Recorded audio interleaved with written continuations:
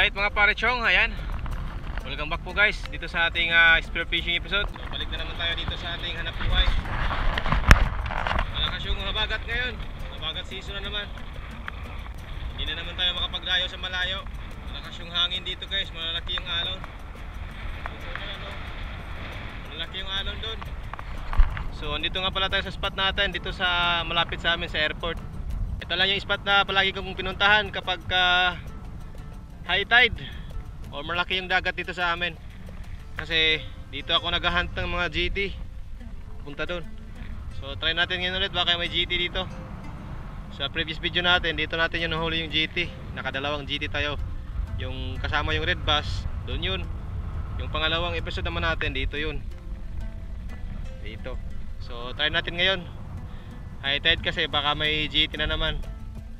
Par lang muna tayo saglit, tapos dive na tayo kaagad. So time check natin ngayon ay alas 2 na ng hapon. So, sana may akyat na ng GT sa mga oras na to. So tara na guys at mag-dive na tayo. Let's go! Alright mga parechong, ayan, welcome back po muli sa ating spear fishing. So eto, balik na naman tayo sa ating hanap buhay dito sa ating palaging pamamana. So eto guys, pagpasensyaan nyo na kung dili yung upload natin, gawa ng napakahina po kasi ngayon ng pahuli. At yung mga video natin ay iniipon pa lang natin bago natin ini-edit, gawa ng minsan kasi yung huli natin ay isang piraso, minsan dalawa, minsan pa nga wala tayong nahuli. Kaya eto, natagalan nyo yung upload natin. So itong video na to ay nai-compile ko to sa loob ng 3 araw nating pamamana.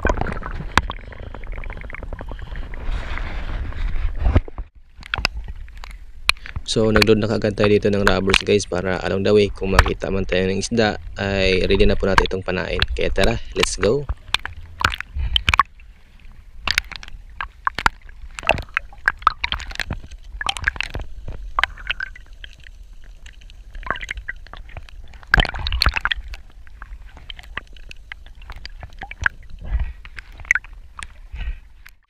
At eto lang guys yung ating dive dito sa spot na to, kung saan nakakita tayo ng ilak dito. Kaya nga lang hindi natin ito nahuli, gawa ng na-spook natin yung mga isda dito at yung ilak ay kumaripas na yung langoy papunta doon sa malalim, kaya hindi natin ito nakuha.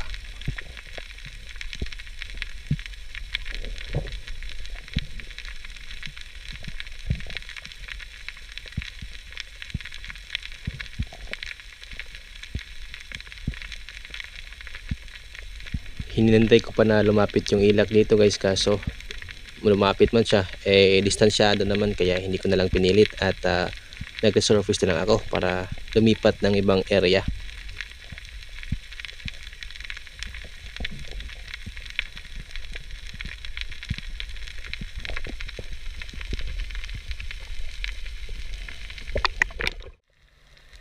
Dito naman guys sa dive na to ay lumipat na po tayo ng ibang area, at ito yung ating naging unang dive natin dito sa spot na to. May nakita akong ilak at mga lalaking mga samaral, kaso sa kakapili natin hindi tayo nakatira dito. Akala ko dito guys babalik pa yung mga samaral, kaya hinintay ko muna. Ngunit nung paglingon ko sa unahan ay papunta pala sila sa malalim na area, kaya hindi na lang ako nag-intay at nag-resurface na lang ako para sa susunod na dive natin. At habang nag-ambush naman ako dito guys, may lumapit sa atin isang good size na suno or lapu-lapu, or ang tawag naman dito sa amin ay baghak. Nasa mga kalahating kilo na, kaya kinuha ko na lang para hindi tayo masiro sa pamamana natin ito.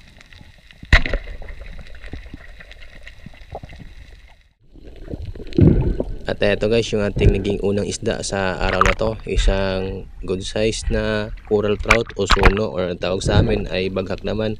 At sa susunod na dive naman natin guys, nakahuli nga pala tayo dito ng isang bayang or batfish, or ang tawag sa amin ay dapugan, kaya lang hindi ko na videohan. At yun lang guys yung nahuli ko sa araw na yun, nakadalawang piraso lang tayo. At eto naman another na pamamana naman tayo guys. Ito naman yung kasunod na araw nating pagdadive. So dito tayo sa malapit sa amin, bali naka 3 spot tayo dito. Sinubukan ko muna dito dahil may nakita ako kawan ng mga rainbow runner, kaya sinamantala ko ng dive ban, baka makapana tayo dito ng isang piraso.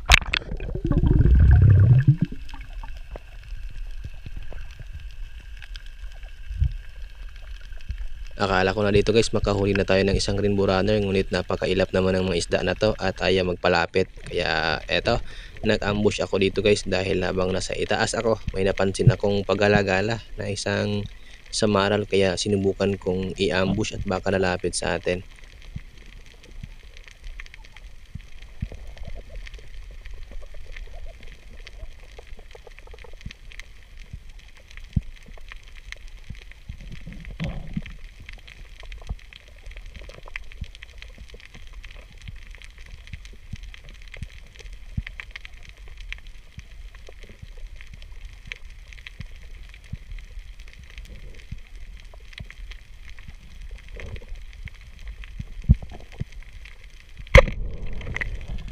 At tinamaan naman natin guys, at ito yung ating naging unang isda sa araw na to, isang good size na samaral. At after nito guys, lumipat naman ako ng ibang area. Doon naman ako sa lumang spot ko kung saan nakapana din ako ng ilak dito, kaya binalikan ko at nagbabaka sakali ako na may mapana pa tayong ilak dito sa spot na to.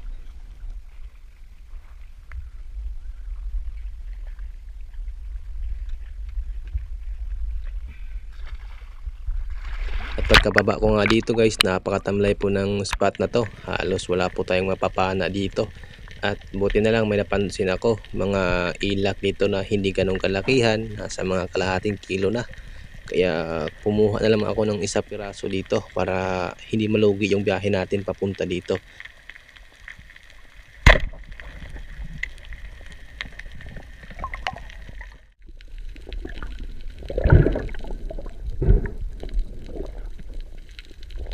At pagkatapos naman neto guys ay lumipat na naman po tayo ng ibang spot dito kung saan gumagamit na tayo ng decoy dito para sa paghunt natin ng king mac or kung ano mang isda na lalapit sa decoy natin.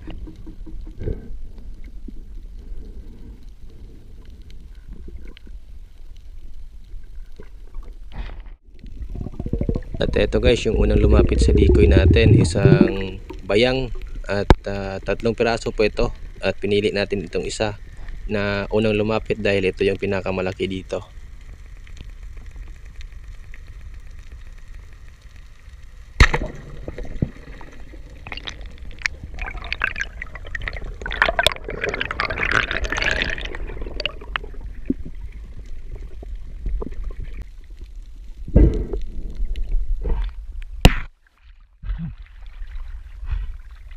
Batfish or dapugan.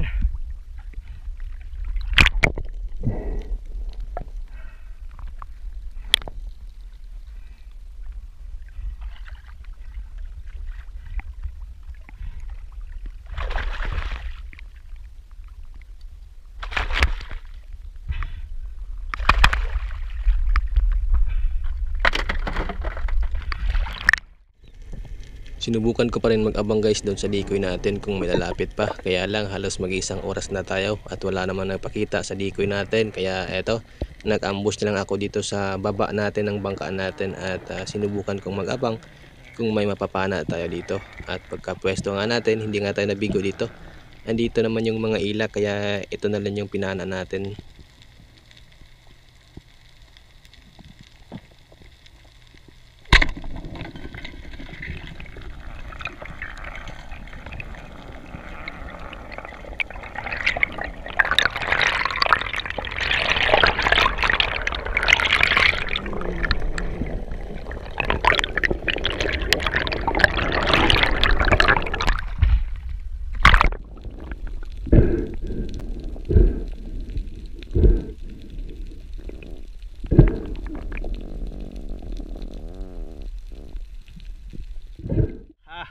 Umahaw na tayo.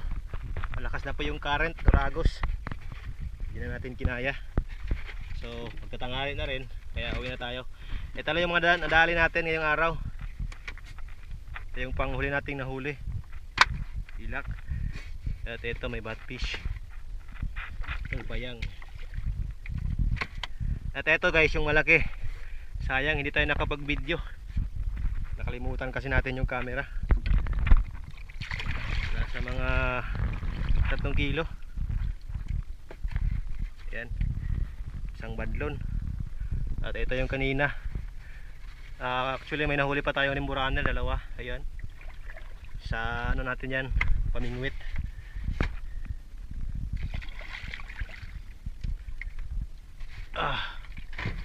Ito lang yung mga nadali natin. Yan, ayos na rin to. Meron tayong malaki isa, badlon. Uwi na tayo, malayo pa yung biyahe natin. Napunta tayo dito sa Hinatuan kasi wala talaga dun sa malapit, Matuman. Walang panain dun sa malapit. Dito na lang tayo sa malayo.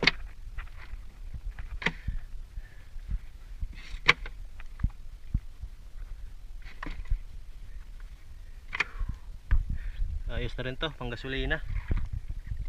Tapos may sobra tayo nito. So tara na, mahaba-haba pa yung biyahe natin.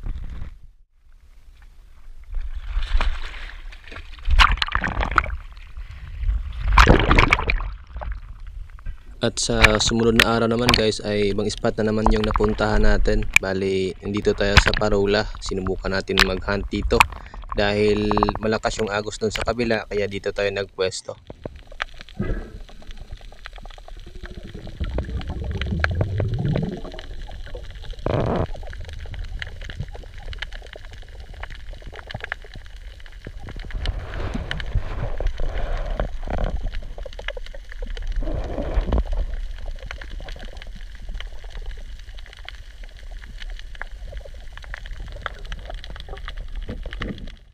At dahil dito guys may maraming mga bait or yung mga maliliit na isda na kahalin tulad ng dilis, ay nag-ambush ako dito at sinubukan kong mag-abang kung may mga pelagic ba na nag-hunt dito sa mga maliliit na bait.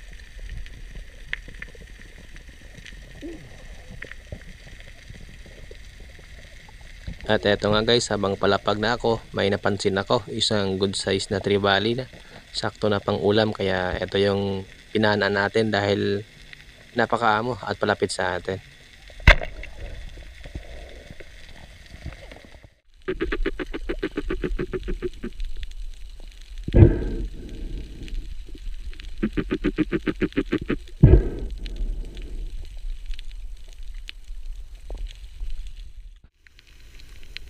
At makalipas guys ang halos 2 oras nating paghahanap ng isda na pwedeng mapana, ay napunta tayo dito sa dulo ng Bahura, kung saan malapit na tayo sa napakalakas na agos. At dito sa dive na to ay may nakita sana kung isang lapu-lapu or marble grouper, good size na sana, around 2 kilos, kaya lang hindi natin napansin kaagad, kaya naunahan tayo ng isda at ito ay pumasok sa butas.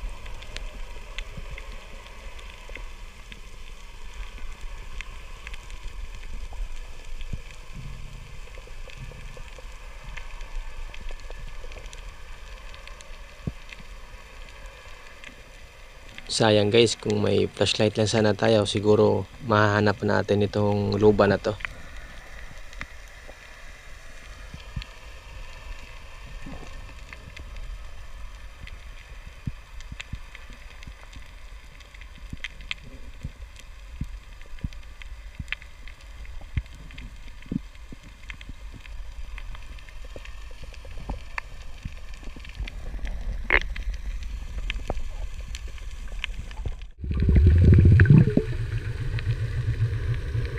At dito naman guys sa dive na to, another na pag-ambush na naman yung ginawa natin. Bali, doon na po tayo nag-dive sa may baba at nag-abang tayo kung may pelagic ba na dadaan dito.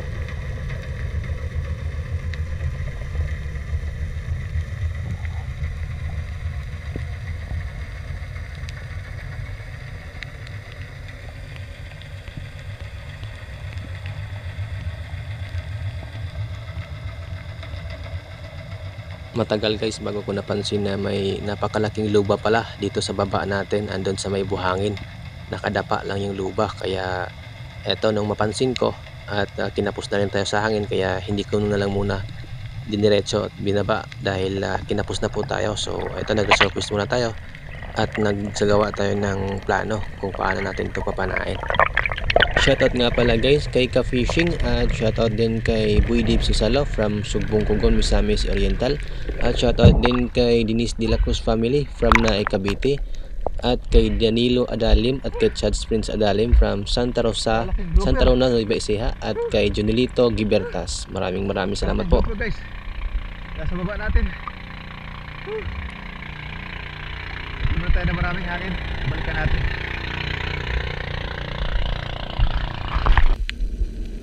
So eto na guys yung reality kung ano yung mga kaganapan dito, kung mahuli ba natin yung luba or hindi.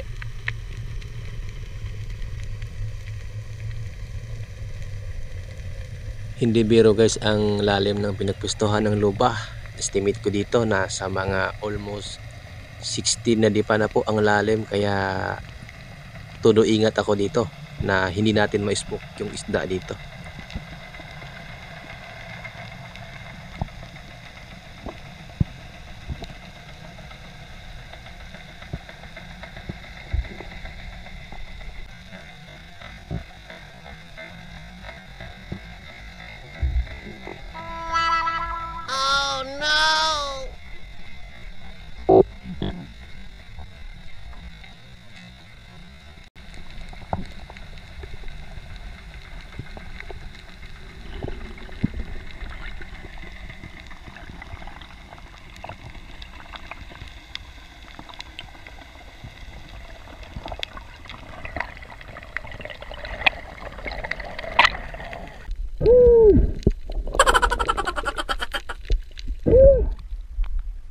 Ay nako, kalaking grouper.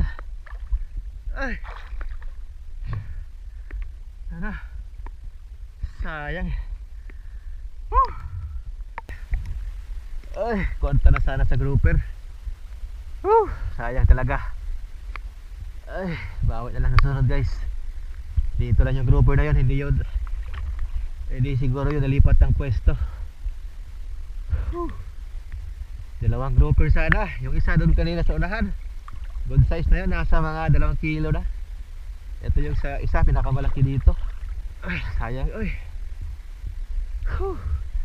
kunting-kunting lang sana, maabot na natin ang pana. Kaya lang biglang bumilis ng langoy yung isda. Hindi talaga nagpapahuli, hindi para sa atin yun. Ay, ako.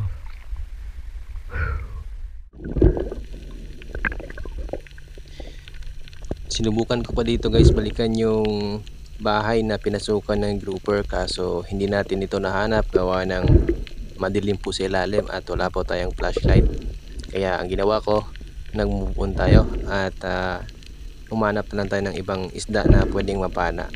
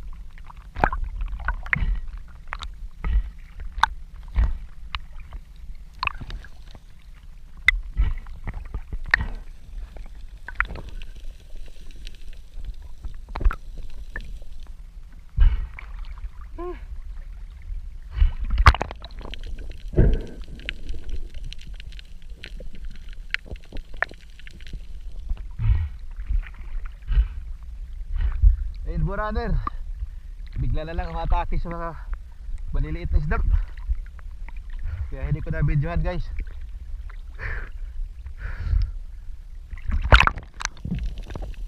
So ito lang guys yung mga nahuli ko sa araw na to. Nakatatlong piraso lang po tayo. Halos magtatanghali na rin tayo. Napakatumal po talaga. Ganun talaga sa pamamana. Kailangan mo lang talaga ng sipag at syaga at pananalig sa Panginoon. Pagdating naman ng hapon guys, eto, balik na naman tayo sa ating pamamana. Binalikan natin yung area kung saan ako nakapana ng GT kasama yung red bass. So eto, halos apat na oras din tayo sa spot na to. Ngunit ito lang yung isda na nahuli natin sa hapong ito. Isang pirasong ilak lang. Napakatamlay po talaga ng spot ngayon. Wala pong sampan ng mga pelagic or mga GT. Kaya iyagtsagaan ko na lang tong isda na to.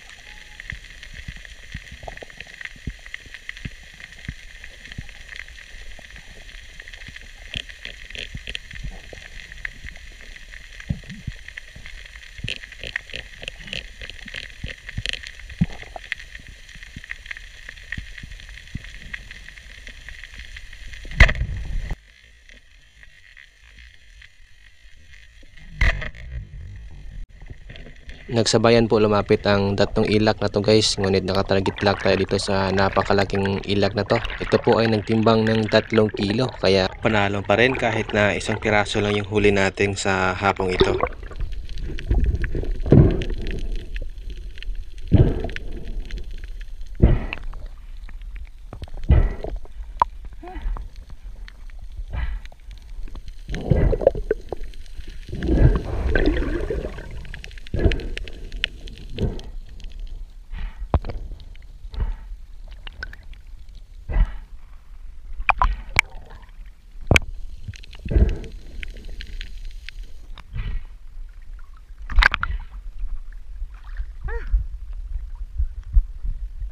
Agos. Asa kang ilak. Nasa mga 3 kilo. Or may 3 kilo to. Napakalaki guys. Napakataba. Pero siguro kukunat na to. Sobrang laki na.